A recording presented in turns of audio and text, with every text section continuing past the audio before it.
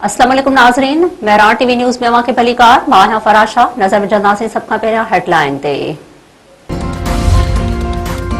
सदर ट्रंप के ईरान मथां हमला बंद करण लाइ अमरीकी सेनेट में अॼु करारदाद पेश कई वेंदी। करारदाद मुखालिफ़ जो अॻवान चक शोमर पेश कंदो। अमरीकी सेनेटर चक शोमर जो चवणु आहे त ट्रंप इंतज़ामिया हर कलाक बाद ईरान जंग करण जो जवाज़ बदिलाए रहियो आहे। कॾहिं चवनि था त रिजीम चेंज पिया कयूं त वरी कॾहिं चवे थो त पंहिंजे दिफ़ा लाइ जंग पिया कयूं।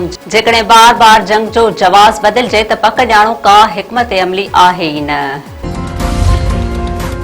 दुबई में अमरीकी काउंसिल खाने मथां ड्रोन हमलो इमारत के बाहि वकोड़े वई। दुबई हुकूमत जो चवणु आहे त वाक़े में को बि जानी नुक़सान नाहे थियो। सूरतहाल मुकम्मल तौर कंट्रोल हेठि आहे। इसराइल जा लबनान जे 16 शहरनि ते हमला, 10 माण्हू शहीद, केतिरा ई ज़ख़्मी। अरब मीडिया मूजिबि इसराइल बालबेक में हिक रिहायशी इमारत खे निशानो बणायो ऐं केतिरनि ई माण्हुनि जे मलबे हेठां दबजण जो ख़दशो। इसराइल लबनान जे हज़मिया इलाइक़े में हिक होटल ते बमबारी कई। होटल ते बिना कंहिं वार्निंग जे हमलो कयो वियो। अरब मीडिया मूजिबि लबनान ते इसराइली हमलनि में 50 खां वधीक माण्हू मारिजी विया ऐं 350 ज़ख़्मी भी थिया आहिनि।